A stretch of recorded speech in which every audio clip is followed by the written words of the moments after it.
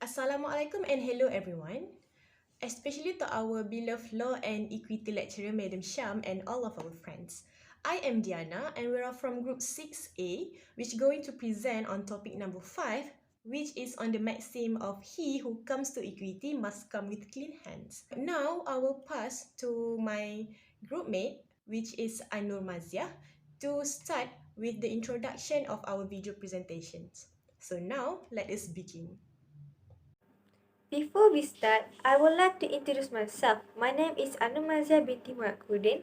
My matric number is 067673. As we all know, English law and equity are applied before Malaysia formation from British colonization in Strait Settlement, Federated Malay State and Federated Malay State, and after Malaysia formations in the one provisions there is Civil Law Act 1956 through Section 3 and Section 5 of Civil Law Act 1956. Since maxim is also rule in equity, it also works to ease the existence of common law by identifying and rewarding the merit of each person, case and adhering to the fundamental of universal justice. In the history of English common law, the maxim is not considered as a new thing, since the judge used legal maxim to defend the case findings and ruling judgment in Latin phrase.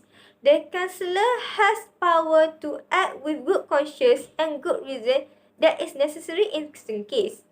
The basis of the maxim originated from Bible phrase such as clean hands and pure heart. These maxims are usually applied in civil matter, in the matter of family law, business, worker compensations, land and probate matter. In these presentations, we will only focus on the application and its nature of the maxim. He who comes to equity must come with clean hands. This maxim is applied as a question by the court as to judge whether the plaintiff's hands are clean when he or she come into the court. The court take it as important matter since the court will not assist plaintiff that act by his own conduct in bad faith or commit violations in certain equitable principle. As example, act injustice in the matter that is important and immediate prior to the litigation case that he or she sue for. The doctrine used in this maxim is the clean hand doctrine to evaluate the plaintiff's past actions or conduct. Next, I will pass on to the next presenter. There will be always a question will be imposed to the court, which is whether the plaintiff entered the suit with a good faith. If the court finds that the intention or prior conduct of the plaintiff has element of bad faith and acted oppositely to the equitable remedies, the relief will be rejected automatically. The term mostly relates to a specific rather than general behavior of a person, and the court must consider a person's previous behavior or action. This matter, which is also categorized as clean hands doctrine, will only apply to the matter which the plaintiff has acted unjustly and which he raises the complaint. To have clean hands implies to have done nothing and not taken any action to impair or worsen a person's claim in court. So, if a person has engaged in unjust behavior in the past, he cannot apply this maxim. The court will only look upon the matter which is directly related to the equity which is being sued for. In other words, this doctrine will only be applicable to the main element or branch of a transaction which is being upheld or questioned in the court. A very good morning to everyone. My name is Kirti Supia, and my matrix number is 065684. Today, I'd like to talk about the application of the maxim of he who comes first to equity must come with clean hands. This maxim here has been used in a few cases. Firstly, in the case of Argyle against Argyle, an English case. The facts of the case are as shown above. We can see here that the maxim was applied in this case. the woman may still lawfully ask for an injunction to stop the husband from uploading and disseminating private material about their marriage, as the court ruled so despite the fact that her unfaithful behavior caused the marriage to end and resulted a divorce lawsuit. However, it was still able to apply this maxim because her husband is the one who asked for the divorce.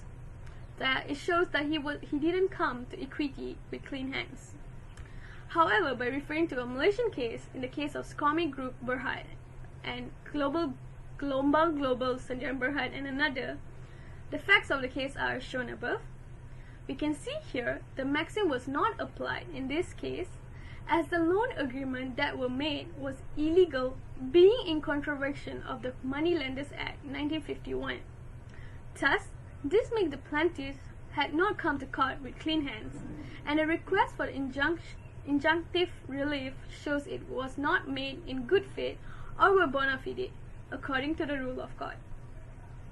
Besides that, based on another Malaysian case, in the case of Salihin bin Muhammad Saleh and British American Tobacco, the facts of the case are shown above. We can see here the maxim was not applied in this case because Mr. Amran has not filed a formal request, nor had he proved to the court that he had the right to take those documents and give them to the claimant, which makes it illegal. Thus, the documents were illegally obtained and were excluded as they were inadmissible evidence. Even though the records has not been taken out of the company by the claimant personally, but doing so will still constitute going to equity with not clean hands. Hence, the court ruled in accordance with equity and good cosigns, it was not made in good faith. That's all from me. Thank you. Hello everyone, my name is Siti Nordiana Hamim binti Abdul Halim with metric number 068710.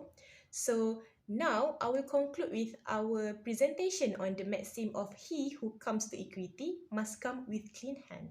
He who comes to equity must come with clean hand is a fundamental aspect of the legal system which is to serve the integrity and fairness in the court of equity and to ensure that justice is served in a fair and impartial manner and to protect the integrity of our court system. It is also refers to as a key notion in the legal system that is intended to promote the impartiality and honesty in the court of equity, where a person must not have committed any wrongdoings before entering into a courtroom, and a person who is seeking a legal remedy from a court of equity must be free morally and ethically from any wrongdoings in order for the court to provide the remedy for them.